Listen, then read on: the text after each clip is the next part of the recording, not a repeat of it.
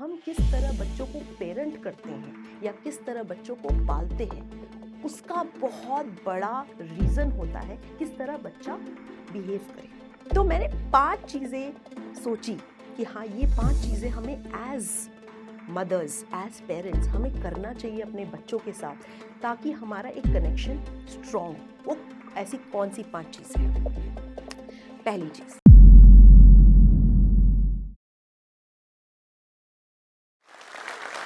नमस्कार, मेरा नाम स्वाति गुप्ता है। मैं एक पेरेंटिंग कोच और एक्सपर्ट हूँ और फाउंडर हूँ जॉयफुल पेरेंटिंग क्लब की। आज मैं आपको अपनी कहानी सुनाने वाली हूँ। मम्मी का एक सबसे बड़ा टेंशन की थी शादी, तो बस शादी होनी थी। तो मम्मी ने एक अरेंज मैरिज का सेटअप खोजा, जैसे हम शादी.com में मिले और इन्होंने प्रोफाइल में इनका प्रोफाइल माँ को पसंद आया और हमारी शादी हो गई। बोलते मम्मी की ब्लेसिंग थी कि मेरे ससुराल बहुत ही अच्छे, मतलब जो मैं यहाँ नहीं कर पाई वो मैं वहाँ कर पाई, वैसे अच्छे, मतलब ब्रॉड माइंडेड, आप पढ़ो, आप पढ़ाओ, आप कुछ भी करो, सब कुछ के लिए हाँ था। फिर मेरी बेटी हुई। जैसे बोलते ना, जैसे मेरी माँ ने मुझे रखा वैसे मैं अपनी बेटी को रखूंगी, जैसे मेरी माँ ने मेरे साथ किया वैसे मैं अपनी बेटी को अपने साथ रखूंगी। और वही सोचकर मैं अपनी बेटी के साथ बहुत प्यार से रहने लगी। और जॉइंट फैमिली मुझे लगता है मेरे लिए तो बहुत बड़ी ब्लेसिंग थी। क्यों? क्योंकि मेरी जॉइंट फैमिली ने मुझे कभी बेटी के साथ इतना टाइम स्पेंड करना ही नहीं पड़ा, क्योंकि वो हमेशा मेरे साथ रहते थे। वो कहते थे तुम जॉब में जाओ आराम से, कोई दिक्कत नहीं है, हम संभालेंगे बेटी को। तो ऐसा लगता था कि अरे ये तो सब कुछ बहुत बढ़िया है, बच्चा भी पैदा कर लिया, सब कुछ हो गया, काम पे भी चले गए, सब कुछ बिल्कुल परफेक्ट चल रहा था। एंड फिर हम शिफ्ट हो गए गुड़गांव, क्योंकि इनकी जॉब गुड़गांव की थी, तो हमें गुड़गांव शिफ्ट होना पड़ा। अब न्यूक्लियर फैमिली सेटिंग, मैं जॉब पे जाती थी, बेटी पढ़ने जाती थी, ये जॉब पे जाते थे, तो सब कुछ बिल्कुल परफेक्ट चल रहा था। फिर आया मेरे सेकेंड बेबी। अब इस बार मेरा सेकेंड बेबी जो हुआ वो न्यूक्लियर फैमिली में हुआ, जहाँ कौन थे? मेरा हस्बैंड, मैं और हमारे दोनों बच्चे।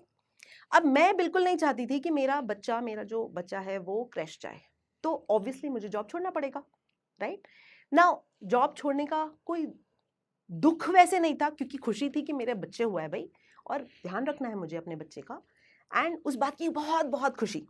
बट कहीं ना कहीं दिल पे लगता है ना कि अरे ये तो सब कुछ बहुत अच्छा चल रहा था, अचानक मुझे छोड़ना पड़ा। और फिर कोविड भी स्ट्रक हो गया, तो ना तुम बाहर निकल पा रहे हो, ना तुम अपने जॉब पे कुछ कर पा रहे हो, तो तुम पूरे दिन कहाँ हो? अपने बच्चे के साथ। फिर आया डिजिटल वर्ल्ड, जो कभी मुझे पता नहीं था क्या होता है सोशल मीडिया, क्या होता है डिजिटल वर्ल्ड, उसका कोई ज्ञात नहीं। और उसी समय मैंने 2 चीज़ शुरू की। एक, मेरे हस्बैंड के हेल्प से मैंने वेबसाइट बनाया a2z.com, जिसमें मैं क्रिएटिव राइटिंग क्लासेस लेने लगी, बच्चों को हेल्प करने लगी कि वो अपने बुक्स लिख सके, और हेल्प करने लगी कि कैसे पोएम्स लिखते हैं, बुक्स लिखते हैं, वो लिखते हैं। तो उसमें बड़ा मज़ा आने लगा, तो उससे ऑल अक्रॉस द ग्लोब से मेरे पास बच्चे आने लगे। और दूसरा मैंने शुरू किया जो है इंस्टाग्राम कुछ नहीं पता था, 138 फॉलोअर्स या 129 फॉलोअर्स ऐसे थे मेरे। वहाँ से शुरू किया। क्या डाल रही थी? कैसे बच्चे को पढ़ाना है, कैसे बच्चे को सुलाना है, कैसे बच्चे को रखना है। तो छोटी छोटी चीज़ें जो मैं रिभव के साथ करती थी, अश्विका के साथ करती थी, वो डालने लगी। तब मैंने शुरू किया ये जॉयफुल पेरेंटिंग क्लब, कि एक स्ट्रक्चर दूंगी भाई, कि हाँ, अगर आपको खाने की प्रॉब्लम है बच्चे के साथ तो ये रहा सारे वीडियोस। अच्छा, अगर आपको स्क्रीन टाइम का प्रॉब्लम है तो ये रहे सारे वीडियोस। अगर आपके बच्चे को आपको कोई प्रॉब्लम है तो ये रहे आपके लिए वीडियोस, आप कैसे काम रख सको, आप स्ट्रेस से कैसे निकल सको, ये रहे। फिर मैंने शुरू किया, चलो ठीक है, ये सारे अब एक साथ हो गए, अब हमारी कम्युनिटी बन गई, एक प्यारी सी मदर की कम्युनिटी, जहां पर हम पेरेंट्स को हेल्प कर सकें कि वो अपनी परेशानियों को हमारे साथ शेयर करें, और साथ के साथ वो सारे वीडियोस भी मैंने उसमें डाल दिए एज अ प्लान, कि हाँ ये भाई ये सारे वीडियोस आराम से देखिए और अपनी परेशानी। और ये जर्नी बन गई मेरी सबसे ही प्यारी जर्नी और सबसे ही ज़रूरी जर्नी, क्योंकि ये मेरी लाइफ के लिए ऐसा था, ये जैसे बोलते हैं ना, मम्मी ने आशीर्वाद दिया और यही मैंने किया, और वो ही बन गया सब कुछ। तो इसीलिए अब जब पेरेंट्स से जब मिलते हैं, या मदर्स से मिलते हैं, या बच्चों से मिलते हैं, तो क्या होता है, जब बच्चों से मिलते हैं तो एक चीज़ बड़ी अजीब सी हो जाती है। बच्चों को लगता है मम्मी की गलती है, मम्मी को लगता है बच्चों की गलती। अब गलती किसकी है? किसी की तो है ही ना। तो उसमें ज़्यादा करके ये होता है कि हम किस तरह बच्चों को पेरेंट करते हैं या किस तरह बच्चों को पालते हैं, उसका बहुत बड़ा रीज़न होता है किस तरह बच्चा बिहेव करे। ठीक है ना, हमें आदत होती है एज पेरेंट्स कि हम बच्चे को करेक्ट पहले करते हैं। क्या करेक्ट करना ज़रूरी है या कनेक्ट करना ज़रूरी है? सोच कर देखिए ना, जब आप कनेक्ट करते हो अपने बच्चों से तो आपको करेक्शन करने की ज़रूरत ही नहीं पड़ती, क्योंकि ऑटोमेटिकली जिस तरह आप कनेक्ट कर रहे हो अपने बच्चों से, बच्चा समझता है कि क्या सही है और क्या गलत है। हमें तो बच्चों को यही सिखाना है। तो मैंने 5 चीज़ें सोची कि हाँ, ये 5 चीज़ें हमें एज मदर्स, एज पेरेंट्स हमें करना चाहिए अपने बच्चों के साथ, ताकि हमारा एक कनेक्शन स्ट्रॉन्ग हो। वो ऐसी कौन सी 5 चीज़ें हैं? पहली चीज़, हमें 3 टाइम होता है जो बच्चे के साथ ज़रूर कनेक्ट करना चाहिए। वो कौन सा 3 टाइम? पहला, जब बच्चा सुबह उठता है, सुबह उठते ही जो हम शुरू हो जाते हैं ना, बस के लिए लेट हो रहा है, आप लेट उठे, क्या हो रहा है, क्यों, जल्दी जल्दी उठो, जल्दी उठो, जल्दी नहाने जाओ, जल्दी पॉटी करो, जल्दी ये करो। तो हम क्या कर रहे हैं? हड़बड़ी। 10 मिनट पहले उठाओ ताकि बच्चे के साथ आप प्यार से उठा सको, 2 किस करो, हग करो, लव करो, वो कनेक्शन बनाओ और फिर हड़बड़ी करो। क्योंकि हड़बड़ी करना तो एक माँ बाप का धर्म है, वो तो हमें करना ही है, क्योंकि हमें पता है कि बच्चे तो घूमेंगे इधर उधर, कहाँ कहाँ सुननी है बच्चों को। बट वो 2 मिनट जो आप करोगे ना, वो उसके पूरे दिन के लिए लाइफलाइन बन जाएगा। वो पूरा दिन का बेस्ट कनेक्शन, एक स्माइल आएगी फेस में। मम्मा ने हक किया था, मम्मा ने पारी की थी, पापा ने हक किया था, पापा ने पारी की थी। पहला वो। दूसरा, जब वो स्कूल से वापस आता है, पहली बात, स्कूल से जब बच्चा वापस आता है तो बहुत थका होता है, और जब आप उसको बोलते हो आई लव यू, आप मेरी लाइफ की सबसे बेस्ट चीज़ हो और आपने मेरी लाइफ में एक चेंज ला दिया, जब आप ऐसी बातें करते हो बच्चे से, तो बच्चे को लगता है कि ये मेरा सेफ जोन है।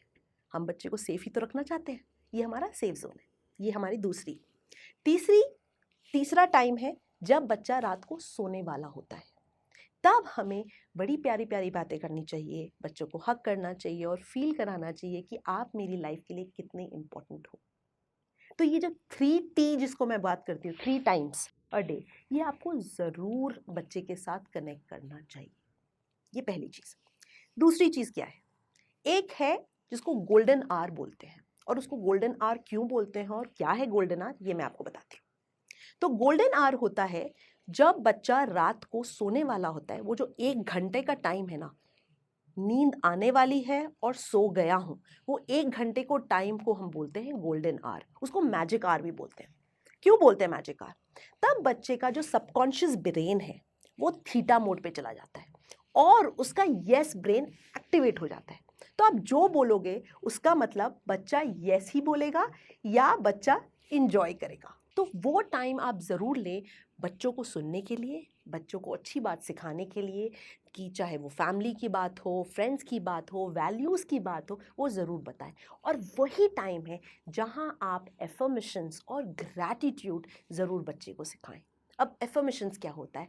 अच्छी बातें, जैसे कि आप, I love you the way you are the beautiful thing, आप, you are mindful, you are strong, you are capable. जो आप ये सारी चीज़ें उसको बोलते हो कि वो क्या है, वो मजबूत है, वो स्ट्रॉन्ग है, वो समझदार है, वो सारी चीज़ों को बड़े बढ़िया से करता है, तो उसको जो अंदर फील होती है, उसको ये दिमाग में जाता है कि हाँ, मैं ये कर सकता हूँ और मैं केपेबल हूँ और मेरे साथ कोई भी चीज़ ऐसी नहीं है जो मैं नहीं कर सकता। तो वो है पावर ऑफ एफर्मेशंस। और दूसरी है ग्रैटिट्यूड करना, थैंकफुल होना। क्रिप करना बहुत आसान है, बट बच्चे को ये सिखाना कि थैंकफुल हो, थैंकफुल छोटी छोटी चीज़ों के लिए भी होना बहुत ज़रूरी है। चाहे माँ बाप के लिए आप थैंकफुल हो, चाहे आपने जो खाना खाया उसके लिए थैंकफुल हो, शायद आपके फ्रेंड ने आपके लिए गेट खोला उसके लिए थैंकफुल हो, मैम ने आपको निकलने के लिए बाय बाय किया उसके लिए थैंकफुल। छोटी छोटी चीज़ में जब वो बच्चा थैंकफुल होता है, तब ये भूल जाता है कि आपको क्रिप क्यों करना है, क्योंकि खुश रहना ज़्यादा सीख लिया तुमने, पॉजिटिविटी सीख ली और तुमने लोगों को थैंक करना सीख लिया, तो आपको परेशानी क्या रही। तो ये दूसरी चीज़। तीसरी चीज़ क्या है? बच्चे को किसी के सामने भी या खुद भी गलती से कभी टैग ना करें। अब टैग क्या होता है? हमें 1 सेकंड लगता है बच्चे को बोलने में कि बच्चा आलसी है, 1 सेकंड लगता है बोलने में कि बच्चा शाय है, बात नहीं करता, इंट्रोवर्ट है, डरपोक है। आपने तो एक शब्द बोला, बट बच्चे के दिल का क्या हाल हुआ वो आपको नहीं पता। मैं छोटी सी इंसिडेंट आपको बताती हूँ। मैं और रिभव, मेरा बेटा, हम लोग गए एक पार्टी में। पार्टी में वो सिर्फ बर्थडे बॉय को जानता था क्योंकि उसके सारे नए फ्रेंड्स थे, नया क्लास था। और वहाँ पर सारे, मतलब वो मेरे बगल में आके बार बार बैठ रहा था। तो कुछ मदर्स थी, उन्होंने बोला यार तेरा बेटा शाय है ना। एंड उसने मेरे को दिखाया कि वो नहीं सुन रहा था, बट मुझे पता है वो सुन रहा था, चाहे वो सुन रहा हो या नहीं सुन रहा हो। मैंने इमीडिएटली वहाँ पर ऑब्जेक्ट किया। मैंने उनको बोला नहीं, वो शाय नहीं है, वो ऑब्जर्वेंट है, वो देख रहा है, समझ रहा है, परख रहा है और फिर दोस्ती करेगा। और सब लोग खूब जोर जोर से हंसने लगे। एंड 2 मिनट बाद, जस्ट 2 मिनट बाद, उस समय वो नहीं उठा, 2 मिनट बाद ही वॉज द वन जो सबके साथ खेला, एंजॉय किया और मेरे को बोलता है मम्मा आप घर जाओ, अब मैं ना बाद में आऊँगा। तो छोटी छोटी चीज़ें जो बच्चे को दिमाग में रह जाती है, वो हमें लगता है ये छोटी चीज़ है, बट बच्चे के लिए तो बहुत बड़ी है। वही तो, हम ही तो उनकी दुनिया है। तो हमें ये चीज़ ध्यान रखना है। चौथी चीज़, हमें बच्चे को किसी के साथ भी, कभी भी, जब भी आपकी कोई खुद की परेशानी हो, बच्चे के साथ ज़रूर शेयर करें। अगर मैं कोई प्रोजेक्ट करना चाहती हूँ या किसी चीज़ में मैं डर रही हूँ, जब मैं बच्चे के साथ वो शेयर करती हूँ ना, तो बच्चे को लगता है डरना इज़ ओके।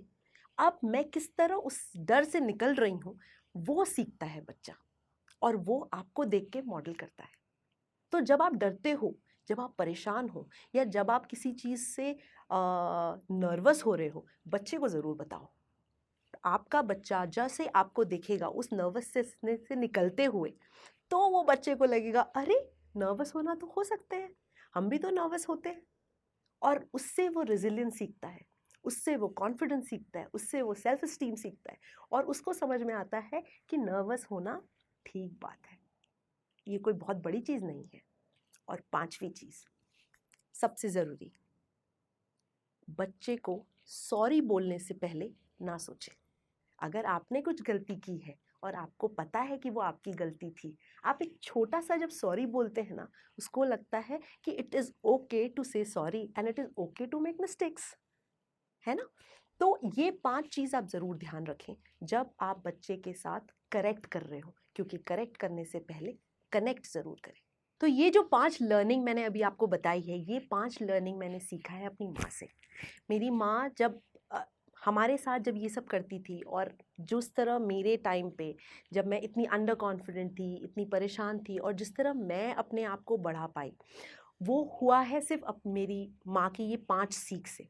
और आज मैं ये 5 सीख आपको इसलिए बता रही हूँ क्योंकि मैं ये जो मैंने सीखा, मैं चाहती हूँ कि ये लोग भी उसी तरह सीखें। एंड मेरी मम्मी अब नहीं रही, बट ऑब्वियसली मेरी मम्मी की ब्लेसिंग्स मेरे पास है।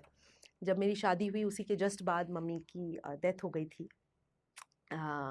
बट मैं अब ये चाहती हूँ कि ये जो मेरी सीख है, और ये मैं आगे सारी माँओं को देना चाहती हूँ, और इसी वजह से मैंने शुरू किया है जॉयफुल पेरेंटिंग क्लब।